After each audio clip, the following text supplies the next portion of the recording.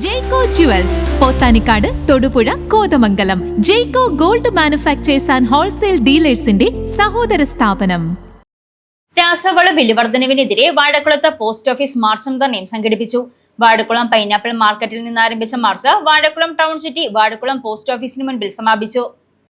Pineapple കൃഷിക്ക് ആവശ്യമായ ഫാക്ടം ഫോസ്, potash mixture ഉൾപ്പെടെയുള്ള രാസവളങ്ങളുടെ അനിയന്ത്രിതമായ വിലവർധന പിൻവലിക്കണമെന്നാവശ്യപ്പെട്ട് ഓൾ കേരള പൈനാപ്പിൾ മർച്ചന്റ്സ് അസോസിയേഷനും Vazhakulam pineapple farmer producer company ലിമിറ്റഡും സംയുക്തമായി പോസ്റ്റ് ഓഫീസ് മാർച്ചും പ്രതിഷേധ ധർണയും സംഘടിപ്പിച്ചു.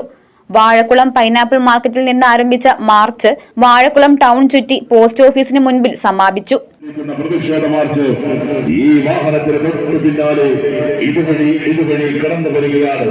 കർഷകന്റെ കണ്ണിൽ കാണാത്ത സർക്കാർ ജാഗ്രത പാലിക്കുക, ഫാക്ടം ഫോസ് വില കുറയ്ക്കുക, പൊട്ടാഷ് വില നിയന്ത്രിക്കുക, യൂറിയ ക്ഷാമം അവസാനിപ്പിക്കുക. പൈനാപ്പിൾ കൃഷി നിലനിൽക്കേണ്ടത് ഈ നാടിന്റെ അനിവാര്യതയാണെന്ന് മനസ്സിലാക്കിക്കൊണ്ട് കടന്നു വരുന്നത് ഒട്ടനവധി സമര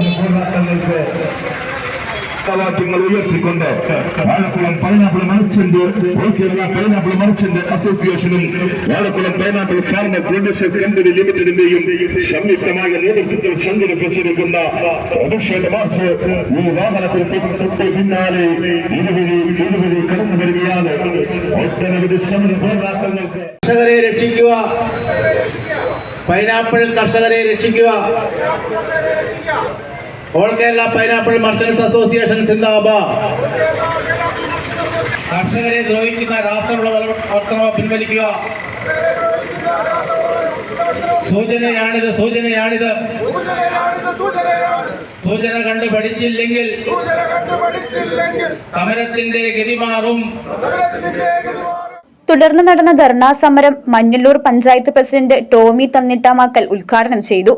അസോസിയേഷൻ പ്രസിഡന്റ് ജോസ് പെരുമ്പള്ളിക്കുന്നേൽ അധ്യക്ഷത വഹിച്ച യോഗത്തിൽ വാഴക്കുളത്തിന്റെ നട്ടെല്ല് എന്ന് പറയുന്നത്, വാഴക്കുളത്തിന്റെ ശിരസ് എന്ന് പറയുന്നത് പൈനാപ്പിളാണ്. അത് ഉൽപ്പാദിപ്പിക്കുവാൻ വേണ്ടി കർഷകരും അതുപോലെ തന്നെ ഈ നാട്ടിലെ ജനങ്ങളും അനുഭവിക്കുന്ന വിവിധങ്ങളായ കഷ്ടതകൾ നമുക്കറിയാം. അതിനിടയ്ക്കാണ് വലിയ വിലവർദ്ധനവ് ഇപ്പോൾ തന്നെ രാസവളങ്ങൾ കൊണ്ട്. ഒരു 50 കിലോയുടെ ഫാക്ടം ഫോസ് സ്റ്റാക്കിന് 1300 രൂപ വിലയായിരുന്നു. 1300 രൂപ എന്ന് പറയുമ്പോൾ അത് കൂടുതലാണ്. അതിന്റെ മുകളിലേക്കാണ് ഇപ്പോൾ 1200 രൂപ കൂടി അധികം ചുമത്തിക്കൊണ്ട് ഫാക്ടം ഫോസിന് 2400 രൂപയിൽ കൂടുതൽ വില വർദ്ധിപ്പിച്ചിരിക്കുന്ന ഒരു സാഹചര്യത്തിലാണ് നടന്നു പോകുന്നത്. അങ്ങനെ ഫാക്ടം ഫോസിന് ഇത്രമാത്രം വില, അനിയന്ത്രിതമായ വില, 100 രൂപയോ 200 രൂപയോ കൂട്ടിയിരുന്നെങ്കിൽ ഞങ്ങൾ സമരവുമായി വരില്ലായിരുന്നു. 1000-ൽ കൂടുതൽ രൂപ ഒരു ചാക്കിന് 50 കിലോയ്ക്ക് കൂട്ടിയപ്പോഴാണ് ഇത് സമരത്തിലേക്ക് നീങ്ങേണ്ട ഒരു സാഹചര്യം ഉണ്ടായത്. Manjallur panchayat standing committee chairman Santos Mathew, all Kerala pineapple merchants association vice president Jimmy Thomas, treasurer Jose Mathew, joint secretary Shaiji Joseph, committee അംഗങ്ങളായ മാത്യു ജോസഫ്, ജിമ്മി ജോർജ്, ഷൈൻ ജോൺ, ജെയ്സൺ ജോസ്, ഫ്രാൻസിസ് PV, ഷാജി MN എന്നിവർ പങ്കെടുത്തു.